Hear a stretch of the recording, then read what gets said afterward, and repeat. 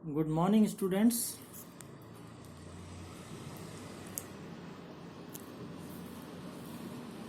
आज हम paper first जो कि गणितीय भौतिकी है उसकी 3rd यूनिट शुरू करेंगे। 2 यूनिट्स हम पहले कर चुके हैं। 3rd यूनिट है 4 वेक्टर फॉर्मुलेशन या चतुर्विम सदिश संरूपण। आपको ये तो पता ही है कि स्पेस में किसी भी बिंदु या घटना उसकी जो स्थिति है उसको हम कैसे दिखाते हैं?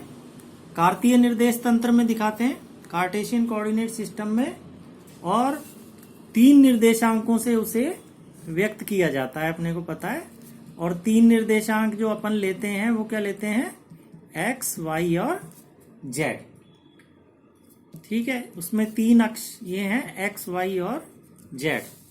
और उस बिंदु या घटना को हम दिखाते हैं इन 3 निर्देशांकों से, जो कि कार्तीय निर्देशांक कहलाते हैं, एक्स, वाई, जेड। ये तो बात हुई कि घटना किस जगह घटित हो रही है, यानी ये उसका स्थान हो गया। लेकिन हमें ये भी पता होना चाहिए कि वो घटना किस समय घटित हो रही है, यानी उसका पूरा विवरण हमें तभी पता लगेगा जब हमें स्थिति के साथ साथ समय का भी पता लगे, यानी टी।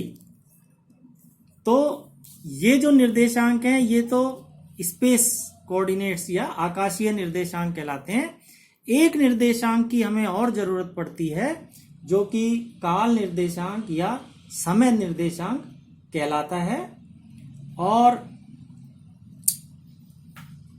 इसको प्रदर्शित करने के लिए हम एक और अक्ष की कल्पना करते हैं। ये 3 अक्ष तो हैं ही, इसके अलावा एक इमेजिनरी यानी काल्पनिक अक्ष की हम रचना करते हैं या उसकी कल्पना करते हैं।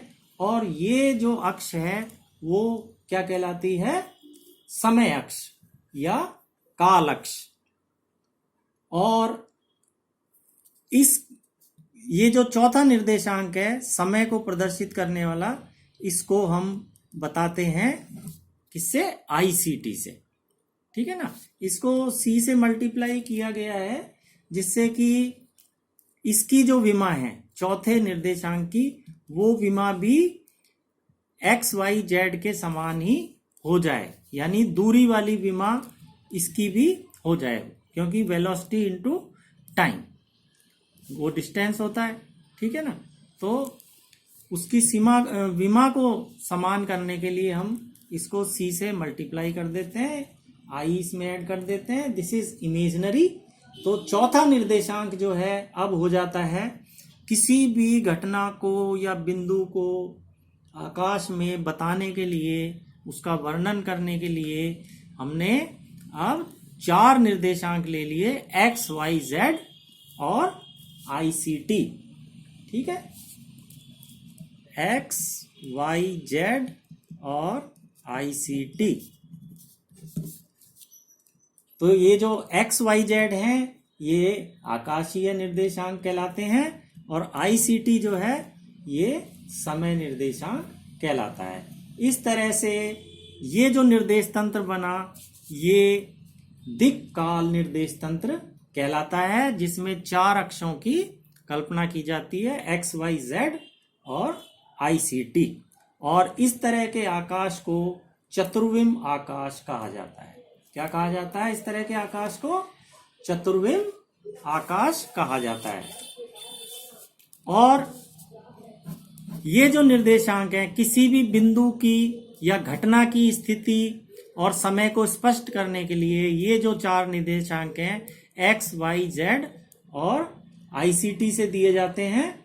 और इनको अगर हम टेंसर नोटेशन में लिखें तो x की जगह हम क्या लिखेंगे?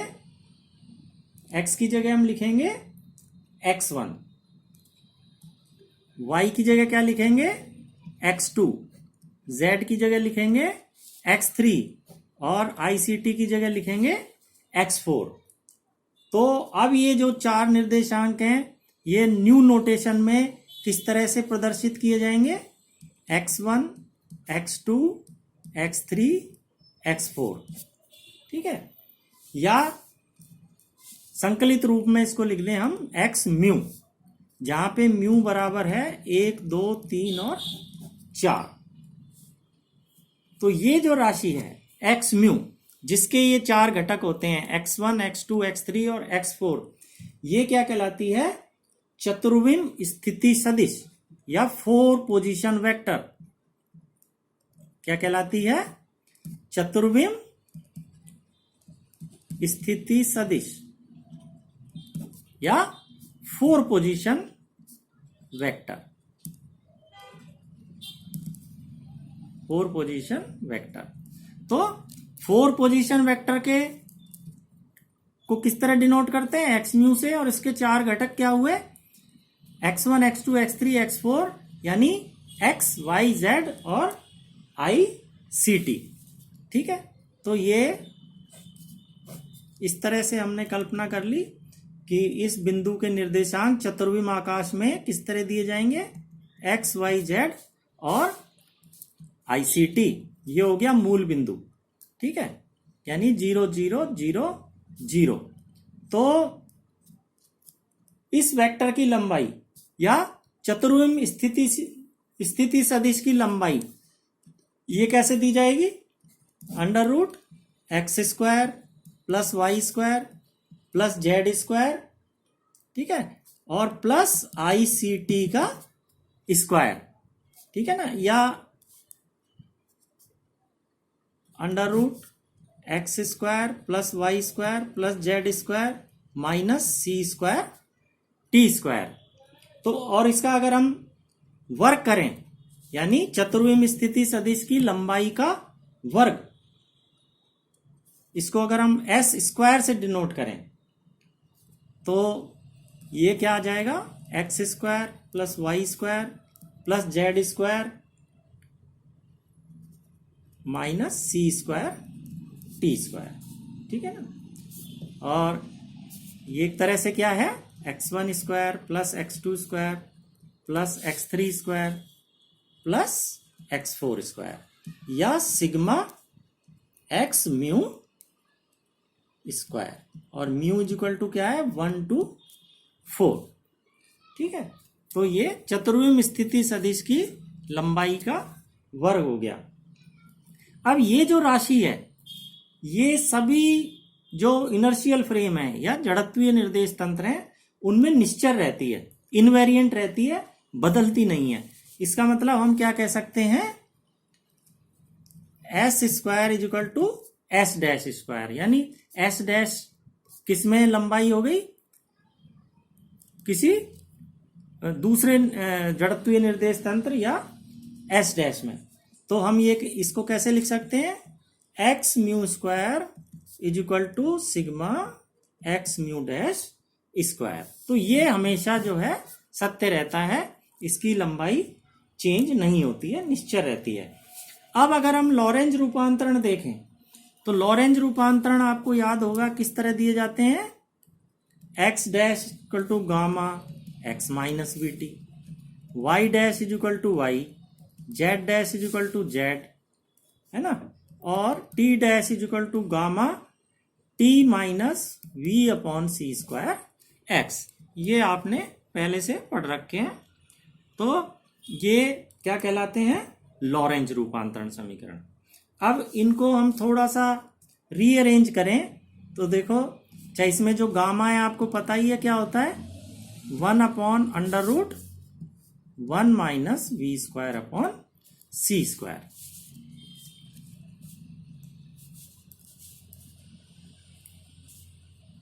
इसको हम इस तरह भी लिख सकते हैं, gamma x plus IV/c ICT। देखो ये कैसे लिखा है? माइनस की जगह तो हमने I² ले लिया, है ना, क्योंकि I² -1 होता है। तो एक आई यहाँ रख दिया, एक आई यहाँ, आई स्क्वायर वही माइनस आ जाएगा, और सी से ऊपर नीचे गुणा कर दिया। अगर हम यहाँ सी कैंसिल कर दें तो वही वीटी आ जाता है, माइनस वीटी। तो हम इसको इस तरह लिख सकते हैं। अब हम क्या करें कि v अपॉन सी, इसको हम मान लो बीटा से रिप्लेस कर देते हैं। v upon C is equal to beta. तो ये क्या आ जाएगा, x dash is equal to gamma x plus I beta, है ना, और आई सी टी क्या है, ये x4 है। या अभी इसको हम यही रखते हैं, वैसे तो ये क्या होता है, x4 होता है ना। तो इसको अगर हम x4 रखें तो x जो है वो क्या है, x1 की वैल्यू है, तो इसको हम x1 रख देते हैं, यानी इसको हमने प्रदिश संकेतन में रख दिया। तो x हो गया x1 और ICT हो गया x4, ठीक है। तो इसको हम, और ये x1 डैश हो गया। तो इसी तरह से अब दूसरा लें, y dash is equal to Y, तो ये तो सिंपल है, x2 dash is equal to x2। प्रदिश संकेतन में y क्या होता है, x2 होता है। इसी तरह x3 dash is equal to x3, ये तीसरी हो गई। अब चौथी को हम थोड़ा सा फिर से रीअरेंज करते हैं। तो रीअरेंज में हम कैसे करें, इसको हम लिखें आई सी से दोनों तरफ गुणा करते हैं। तो देखो आई सी टी डैश हो जाएगा, ये इज इक्वल टू गामा, ये हो जाएगा आई सी टी, ठीक है ना, और माइनस आई सी से गुणा किया ना, तो v अपॉन सी स्क्वायर एक्स। अब इसमें क्या हुआ, c से c कैंसिल हो गया, ठीक है। ये क्या हो गया, x4 डैश प्रतीक संकेतन में, ये हो गया x4, ठीक है, और ये x क्या हो गया, x1, और v अपॉन सी की जगह आ गया बीटा। तो अपने पास ये देखो, ये हो गया x4 dash is equal to gamma x4 minus I beta x1। तो ये अपने पास ये आ गया, ठीक। अब इसको हम मैट्रिक्स फॉर्म में लिख देंगे। ये जो चार इक्वेशन हमने जो रीअरेंज की हैं, कौन सी, लॉरेंज रूपांतरण समीकरण, इनको हम मान लो मैट्रिक्स फॉर्म में रख देते हैं। तो मैट्रिक्स फॉर्म में क्या आ जाएगा, ये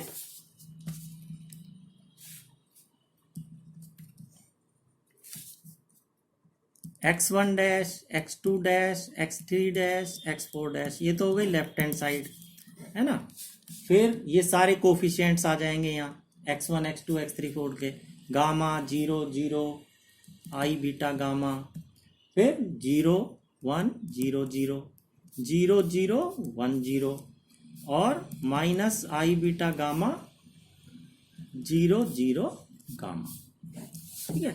और ये आ जाएंगे x1 x2 x3 x4, ठीक है ना। ये आसानी से हम यहां से कर सकते हैं। ये तो आ गई लेफ्ट हैंड साइड, ठीक है ना। फिर x1 के साथ कोफिशिएंट गामा है और x4 के साथ आई बीटा गामा है, बाकी x2 x3 के साथ 0 है।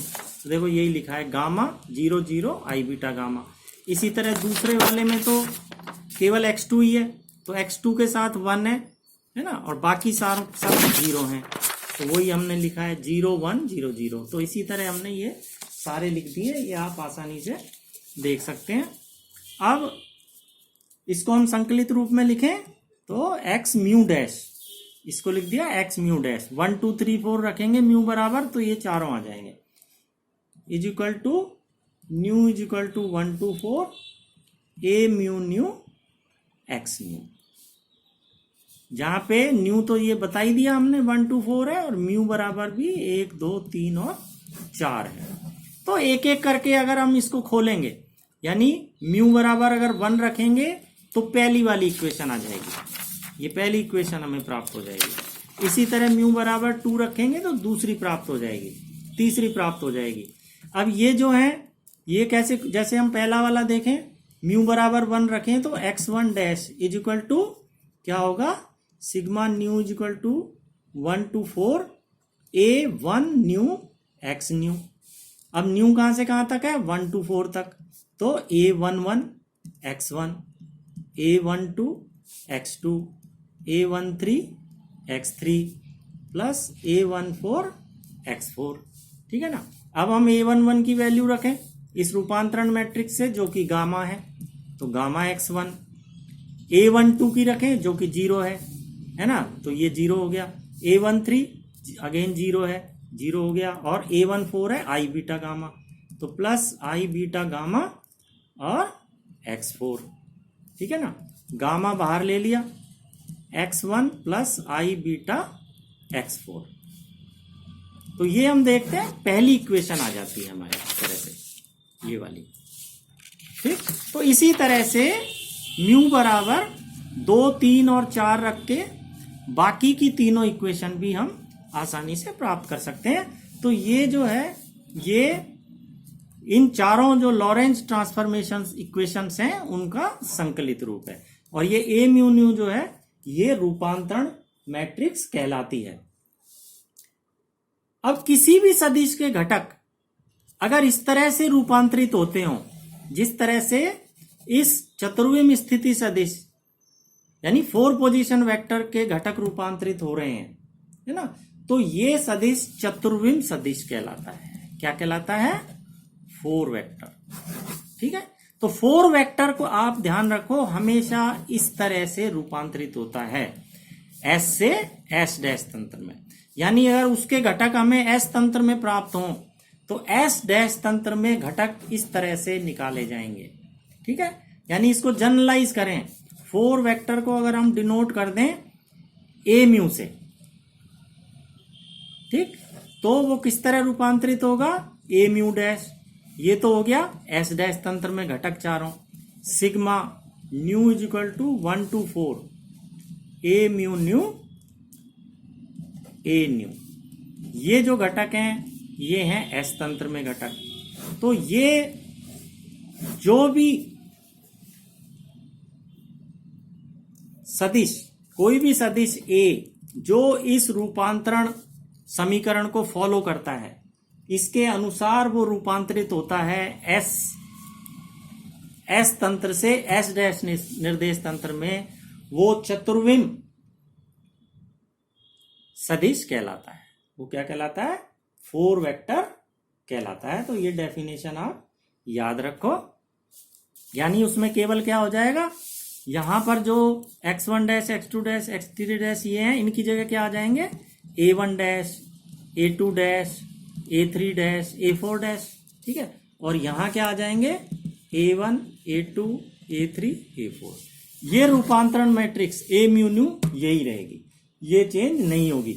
यानी संकलित रूप में ये रूपांतरण जो चतुर्विम सदिश हैं इस समीकरण के अनुसार रूपांतरित होते हैं। और इसके अलावा चतुर्विम सदिश की लंबाई, जिस तरह से 4 पोजीशन वेक्टर की लंबाई सभी जड़त्वीय निर्देश तंत्रों में उसका वर्ग समान रहता है, इसी तरह से चतुर्विम स्थिति सदिश के लिए भी ये समीकरण वैध रहती है।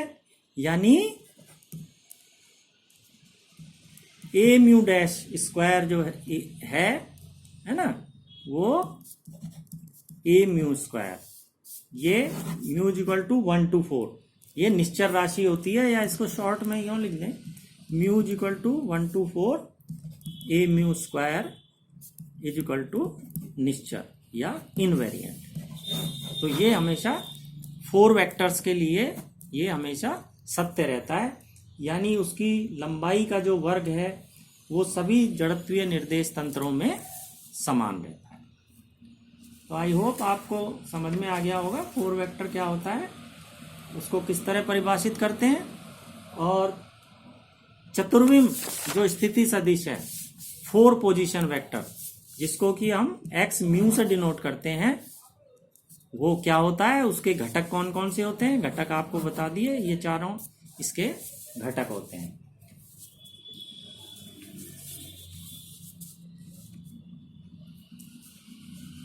तो आगे हम कंटिन्यू करेंगे।